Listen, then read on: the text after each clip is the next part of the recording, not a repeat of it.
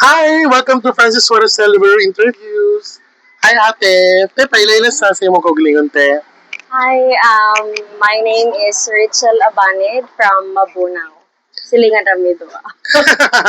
Te, na ko yung unang pangutana. Kung sa imong gisabalamatan ay magayo.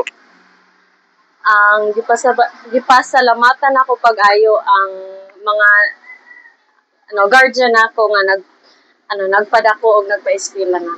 Sulod na pangutana. Kung sa usa ka kasinatian niya nakaporma sa kung kisa ka karon naranasan mga nakaraan.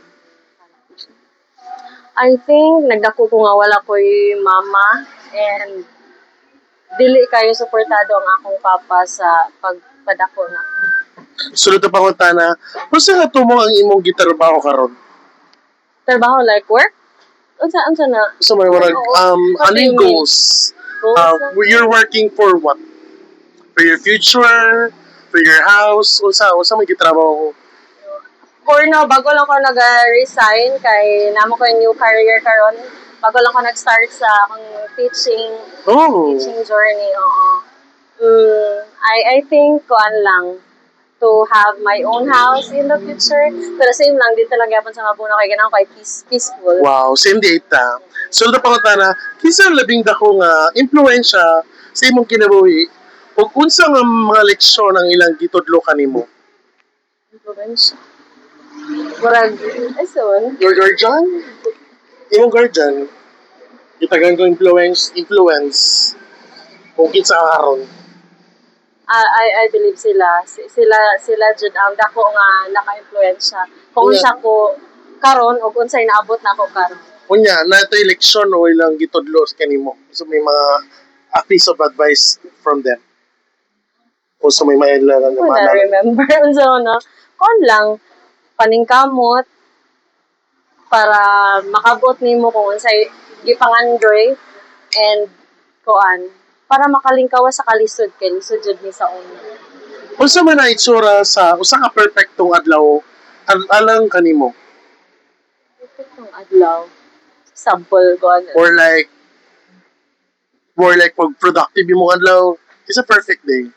Or like nigising ka na good ka imong morning. Wadi lang makakuha na ako, makapahappy na ako no ang kidrama na gud yung mga Makatanaw ko per K-drama, perfect yung mga adlaw. Wow. That's new for me. Next is, kung makahatag ka og tambag sa imong manghod or kisbisan ginsa, o saman ka ni? Ako mga manghod kay na may mga anak nga nay pamilya. Ang ako lang focus lang sila sa ilang pamilya, dili magbinuang kay para kuan magdako pud nga ay kuan ang ilang mga anak. Sunod, giunsa nimo ang pagdumala ang mga lisod nga mga sitwasyon og panagbangi? Ano lang, faith. Faith lang. Sunod na pangutana, unsa ang usa ka butang nga ganahan kayo nimo nga buhaton nga gusto nimo nga adunay daghang oras? Gusto gusto na ko buhaton? More time pa.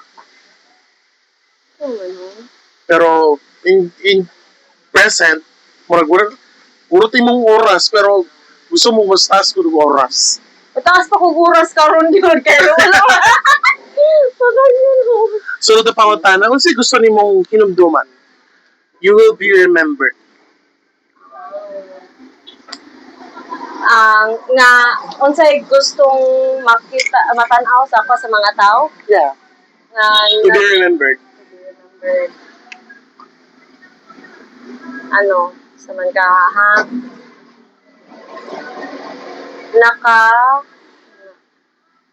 di ko lisod ko explain.